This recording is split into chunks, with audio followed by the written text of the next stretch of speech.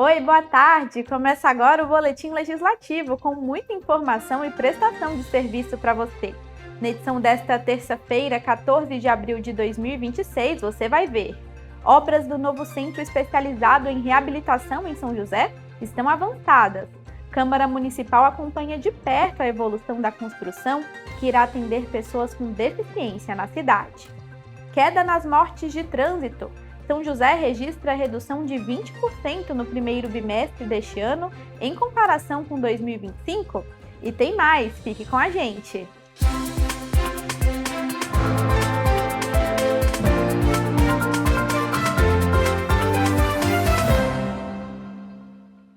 As obras do novo Centro Especializado em Reabilitação, o CER3, estão a todo vapor em São José dos Campos.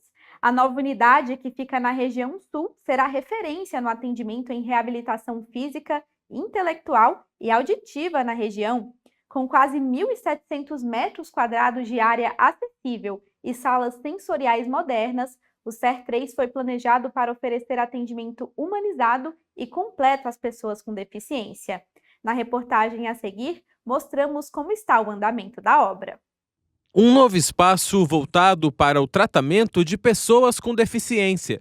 O CER, Centro Especializado em Reabilitação, já ganhou forma e está na reta final das obras.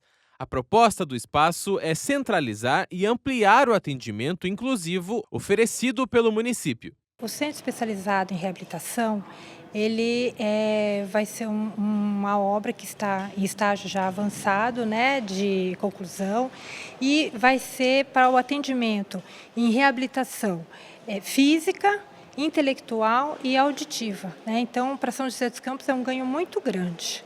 Serão mais de 10 consultórios dentro do novo ambiente, com atendimentos clínicos e especialidades. Além disso, o Centro de Reabilitação contará com áreas de convivência, salas multissensoriais e outros aparelhos voltados para a recuperação e desenvolvimento dos pacientes. Vai ter atendimento de fonoaudiologia, terapia ocupacional, vai ter um ginásio de fisioterapia, né? Então vai ter consultórios para tratamentos individuais, terapias em grupo, né? Vai ter um ambulatório de ostomia, fornecimento de próteses, órtese e outros meios de locomoção. E ele vai ser muito bom para os pacientes. O espaço fica localizado atrás da Casa do Idoso, na região sul da cidade, e contará com estacionamento para pacientes. De acordo com a diretora de atenção secundária da cidade, o ritmo acelerado das obras contribui para que, em breve, o novo centro esteja de portas abertas. O CER já era uma ideia antiga, já que a população, os munícipes em geral e a própria Secretaria de Saúde já tinha essa vontade de ter um centro especializado que pudesse ser referência para atendimento desses pacientes. E, graças a Deus, né, ele já vai ser concretizado, está no plano de gestão, né, de 2025-2028. Então, assim, vai ser um ganho muito grande. E o CER já é muito aguardado pela Luana.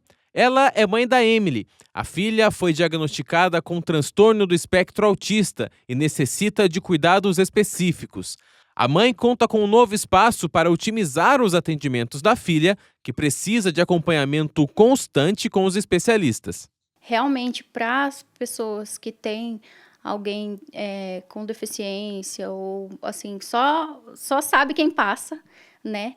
Então, assim, realmente é uma bênção você ter um lugar assim, porque você busca, você vai atrás e é bem difícil, né? Tudo é muito difícil. Para você fazer um convênio, a carência é muito difícil, porque aí tem que aguardar 2 anos para poder. Então, assim, devia ser o acesso mais fácil e acaba sendo o contrário. E a Frente Parlamentar em Defesa das Pessoas com Síndrome de Down da Câmara Municipal acompanha de perto a evolução das obras do CER3. No ano passado, a implantação de um núcleo especializado em síndrome de Down dentro do novo centro foi debatido durante reunião realizada aqui no Legislativo. E neste mês, a Frente completa 1 ano de atuação com o propósito de debater a necessidade de implementação de políticas públicas municipais voltadas para a inclusão social dessas pessoas, bem como ao combate do capacitismo e do preconceito.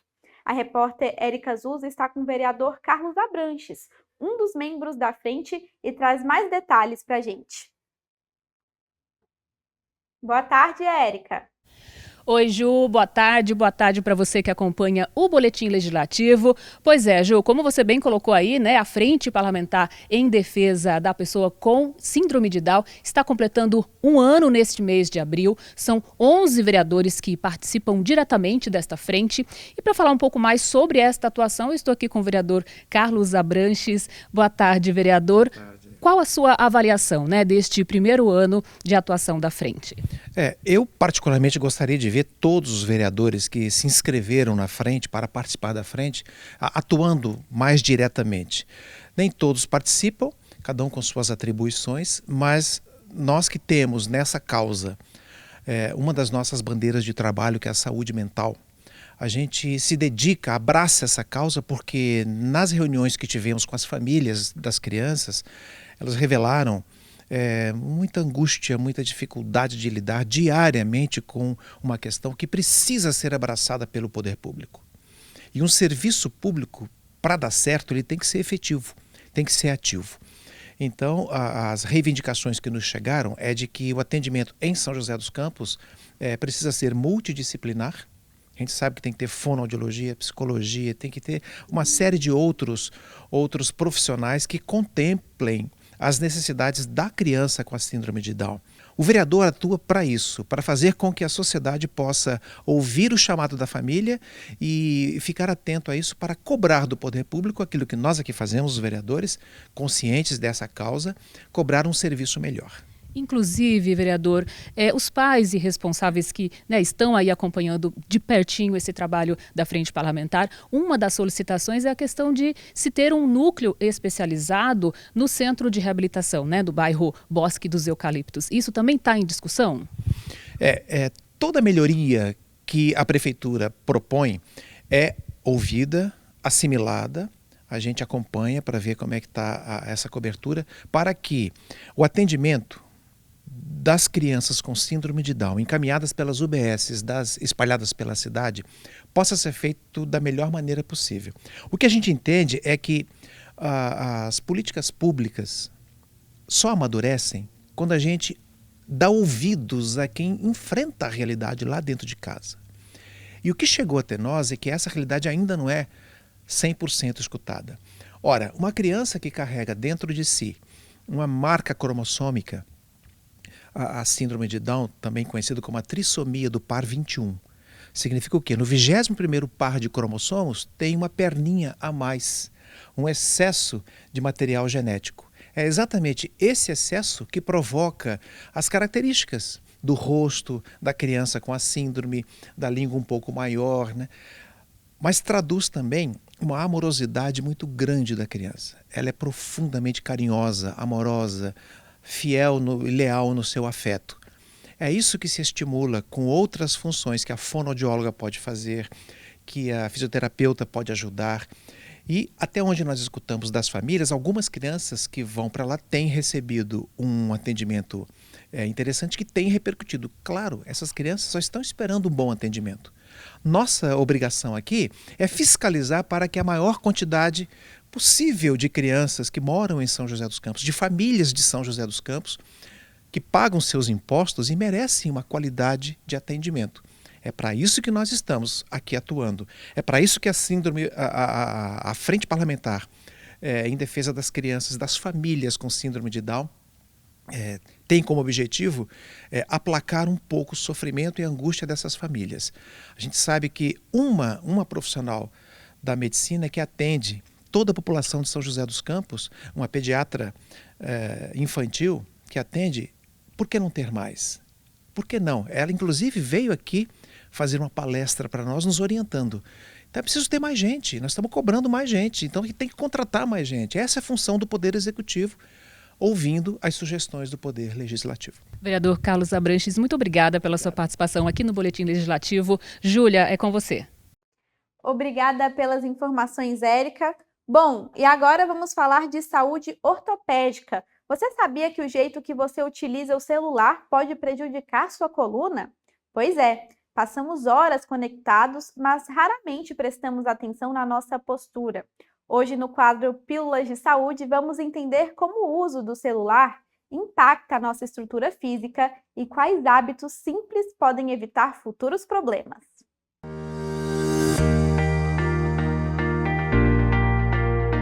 Olá, meu nome é Luiz Eduardo Ribeiro, sou médico, ortopedista, especialista nas patologias de coluna vertebral. A pergunta se usar o celular olhando para baixo por muito tempo pode gerar problemas? A resposta é sim. A hiperflexão do pescoço pode causar uma certa tensão nessa região, nessa musculatura, principalmente se você permanecer por tempo muito prolongado nessa posição.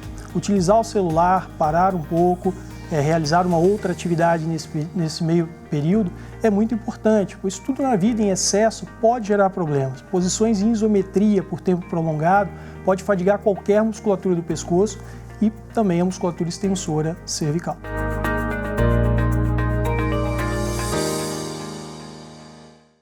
E São José dos Campos começa 2026 com uma notícia positiva para quem circula pelas ruas da cidade. O número de mortes no trânsito caiu 20% no primeiro bimestre em comparação com o ano anterior, uma redução 2 vezes maior do que a média registrada em todo o estado de São Paulo. O investimento em tecnologia e ações educativas no trânsito estão entre os principais motivos para essa queda no número de acidentes fatais. São José fechou o primeiro bimestre de 2026 com dado positivo na mobilidade. Segundo o Infociga, o número de mortes em vias municipais caiu 20% em comparação com o ano passado. Foram 8 óbitos contra 10 em 2025. O índice é quase o dobro da média de redução do estado de São Paulo, que foi de 10%. Para o poder público, o resultado é fruto de uma mudança de postura de quem está atrás do volante. Eu acredito que as pessoas têm entendido cada vez mais que se cada um fizer a sua parte, todos seguirem as regras, a gente fica mais seguro, em todos os modais, né? Tanto no carro, quanto pedestre, quanto ciclista, agora os autopropelidos, motociclistas. E eu acho que cada um vem fazendo a sua parte cada vez mais. Isso acaba refletindo na segurança da cidade. A gente tem uma mobilidade mais ágil e mais segura, né? Nesse deslocamento o pessoal acaba indo e vindo com segurança. A queda nos índices pode ser explicado pelo investimento em tecnologia também. O monitoramento feito pelo CSI permite identificar pontos críticos de sinalização ou asfalto em tempo real. Além disso, o foco no combate ao excesso de velocidade tem sido rigoroso, o que inibe comportamentos de risco nas vias urbanas. E hoje, o principal fator de risco que contribui para a ocorrência de um sinistro, para a gravidade das lesões, para a questão das vítimas, é justamente a velocidade.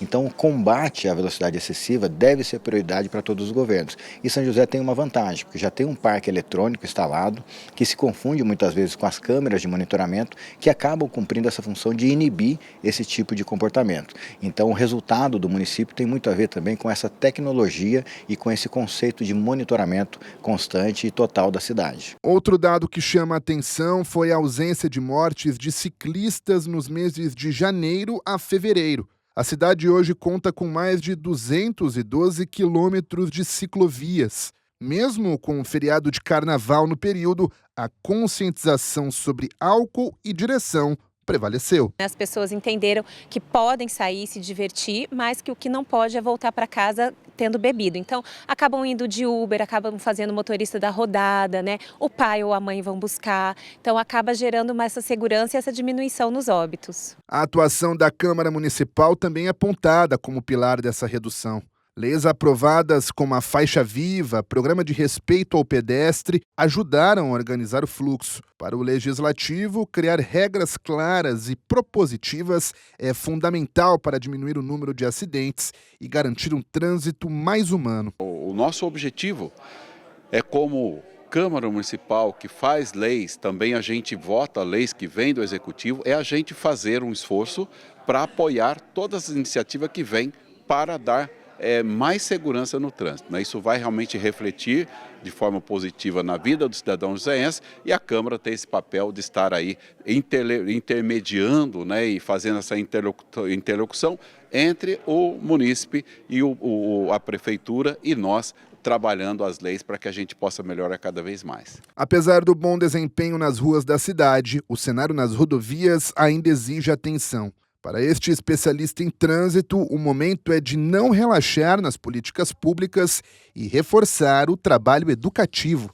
A gente não pode afrouxar nas políticas públicas, tanto de educação, quanto a melhoria da infraestrutura e até mesmo a fiscalização, que é muito importante para poder empurrar esses números para baixo. Vimos agora que a tecnologia e a conscientização ajudaram a reduzir as mortes no trânsito em São José. Mas um hábito perigoso e infelizmente ainda muito recorrente entre os motoristas pode causar acidentes, o uso do celular ao volante. E o risco dessa prática é real. Usar o aparelho ao dirigir equivale a guiar de olhos fechados por dezenas de metros. Para falar sobre esse perigo de dirigir e mexer no celular, o repórter Eduardo Campos conversa agora com o porta-voz do Detran. Boa tarde, Edu. É perigoso, né? Oi, Júlia, ótima tarde para você, para todos que nos acompanham pelo Boletim Legislativo. Hoje estou aqui para falar sobre um assunto muito sério e muito perigoso também, que é o uso de celular na direção. E para falar um pouco para a gente sobre esses perigos desse uso do celular enquanto a gente está dirigindo, eu estou aqui com o superintendente do Detran de São Paulo, Jonas Castilho. Jonas, para a gente começar a nossa conversa, queria que você falasse um pouquinho sobre quais são esses principais riscos do uso do celular, do telefone, enquanto está dirigindo, está no trânsito. Ótima tarde. Boa tarde. O cidadão, o condutor que utiliza-se do celular, manuseia, faz uso do celular na condução do veículo, ele incorre numa infração de trânsito, pode incorrer até 3 tipos de infrações de trânsito, sendo de utilizar, manusear, e falar ao telefone celular, nesse caso ele pode ter uma multa de 5 pontos até 7 pontos na carteira e levar uma multa aí com uma infração de valor de 130 até R$293, Mas o que mais pega não é a questão da pontuação ou a questão do valor que ele vai ter que pagar na multa, mas sim o risco que ele está se submetendo as pessoas que estão no trânsito, Segundo a Organização Mundial da Saúde, o risco de a pessoa se envolver num sinistro de trânsito, ela aumenta até 400% se ela estiver falando no celular ou fazendo uso do celular, Além disso, a gente pode dizer que o condutor que ele faz uso do celular, ele se expõe a um risco tão grande quanto uma pessoa que faz uso de bebida alcoólica e depois pega a condução do veículo, Então, tudo isso são alertas importantes que o Detran busca fazer por meio das suas fiscalizações, O Detran tem intensificado essas fiscalizações de alcoolemia e também por meio das campanhas de educação, para conscientizar o condutor do risco de estar incorrendo nessa prática. Sobre essa questão mesmo do uso do celular, do número de acidentes, hoje uma das principais causas de acidente é esse uso do celular. Como é que vocês têm observado isso também? Sim. Segundo a Organização Mundial da Saúde, o uso do celular é a terceira causa mais recorrente de sinistro no trânsito, perdendo apenas para o excesso de velocidade e para a utilização de bebida alcoólica antes da condução, Então, a gente percebe que o fator de risco ele aumenta bastante. Só para dar um exemplo, a pessoa ela perde a capacidade de ter uma visão de 365 graus, porque a partir do momento que ela começa a utilizar o celular, seja para falar ou para digitar, ela não utiliza mais os espelhos retrovisores. Com isso, ela acaba se expondo mais ao risco, Então, um estudo da Abramet, por exemplo, ela fala que uma pessoa que está dirigindo em média 80 km por hora, se ela começa a utilizar um celular, é a mesma coisa, que ela está dirigindo com os olhos vendados, por uma distância de 100 metros mais ou menos. Isso equivale a mais ou menos um campo de futebol. Então, olha o tamanho do risco que o condutor se expõe ao fazer uso do celular no volante. E esse uso do celular no volante, você falou um pouco sobre essa questão de como se estivesse vendado, também diminui o tempo de reação do motorista na hora que está utilizando. Exatamente, cerca de 35% o tempo de reação do condutor, ele fica prejudicado simplesmente por estar utilizando o telefone celular, E aí a gente fala das várias formas de utilização, Seja falar ao volante, ou que é uma multa que é média, de 5 pontos, ou manusear ou utilizar o telefone celular, que já é uma multa gravíssima, de 7 pontos na carteira. Então, com certeza, esse risco ele é bem alto. Perfeito. Jonas, muito obrigado pelos esclarecimentos. Júlia, é aquilo que a gente sempre fala, né? A gente sempre tem que estar atento na direção, no volante, para não causar risco para a sua própria saúde e principalmente para a vida das outras pessoas que estão ali dividindo o trânsito junto com você. Eu volto com você aí, Ju, no estúdio. Obrigada pelas informações, Edu. Bom, e agora vamos mudar de assunto e falar de oportunidade. O AME, Ambulatório Médico de Especialidades de São José dos Campos, está com processo seletivo aberto para cadastro reserva de profissionais em 25 cargos. Também há vagas para pessoas com deficiência e os salários variam de R$ 1.400 a quase R$ 6.000. As inscrições podem ser feitas de forma online até sexta-feira, dia 17 de abril. O processo seletivo contará com prova de conhecimento técnico em cada área de atuação e de informática, além de entrevista em grupo. As etapas são classificatórias e eliminatórias. Todos os detalhes do edital, como se candidatar e os cargos disponíveis podem ser conferidos no site isgsaude.org.br/amesjc/trabalhe-conosco. Boa sorte! E continuamos a falar de oportunidade aqui no Boletim. O PAT de São José também tem diversas vagas abertas nesta terça-feira. Confira na nossa agenda de serviço.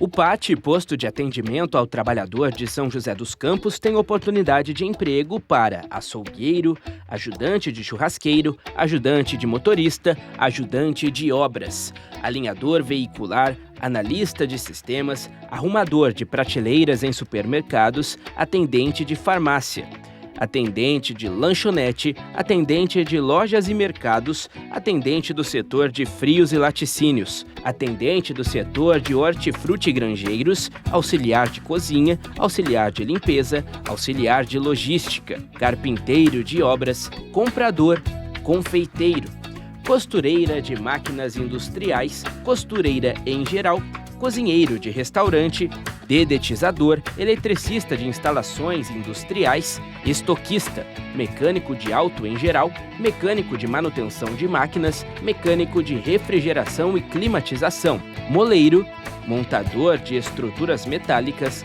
motorista de caminhão, operador de empilhadeira, operador de máquina perfuratriz, operador de teleatendimento ativo, pedreiro, pedreiro de alvenaria, soldador, tapeceiro de móveis, técnico em eletromecânica e vendedor pracista. Ainda há vagas para pessoas com deficiência no cargo de operador de teleatendimento ativo. Para se candidatar é fácil, é só comparecer ao PAT levando o RG, CPF, carteira de trabalho e o cartão cidadão.